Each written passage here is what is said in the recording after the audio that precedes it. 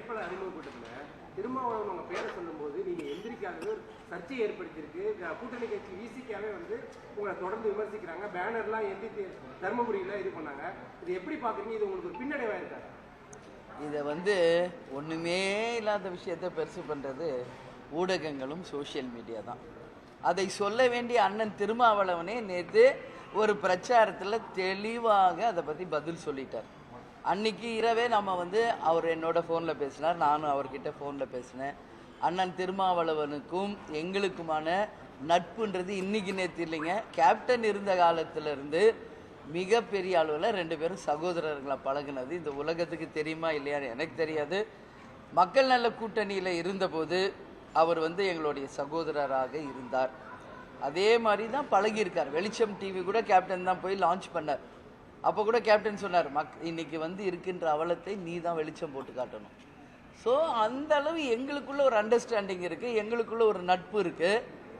அவரே நேற்று வந்து ஒரு பிரச்சாரத்தில் சொல்கிறாரு, அது வந்து முதலமைச்சர் தான் யூஸ்வலாக அதுதான் அந்த நேரத்தில் அந்த மேடையில் முதலமைச்சர் தான் ஒவ்வொரு வேட்பாளரையும் அறிமுகம் பண்ணணும், அதுதான் அரசியல் மாண்பு.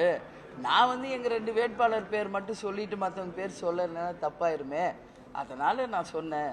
அந்நியாரை பற்றி எனக்கு தெரியும், அதனால் வந்து அவர்கள் மிக இயல்பாக தான் இருந்தாங்க. இதை பெருதி பண்ணுபவர்கள் எதிர்கட்சிகளும் ஊடகங்களும் தான் என்பதை அண்ணன் நேற்று பிரச்சாரத்தில் சொல்லியிருக்கார். அது மட்டும் இல்லை, என்னுடைய தொகுதியான விருதாசலத்துக்கும் அவர் வந்து பிரச்சாரத்துக்கு வருகிறார். மயிலம் எங்களுடைய கூட்டணிக்கு எங்கள் தொகுதிகளுக்கும் அவர் பிரச்சாரத்துக்கு போயிட்டு தான் இருக்கார். எல்லாத்தையுமே சொல்கிறதுக்கு வேறு விமர்சனமே தேமுதிக இல்லைன்றதுனால எந்திரிச்சா குத்தம் உக்காந்தா கூட்டம்னு, அதாவது ஒரு பழமொழி தமிழில் இருக்குது, பிடிக்காத மருமக கைப்பட்டா குற்றம், கால் பட்டா குற்றம்.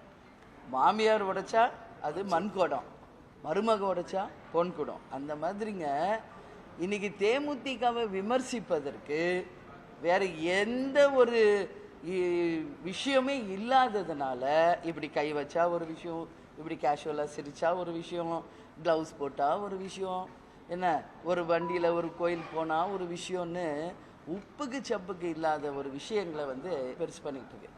ஸோ அதனால் அதை பற்றி எனக்கு எந்த கவலையும் கிடையாது.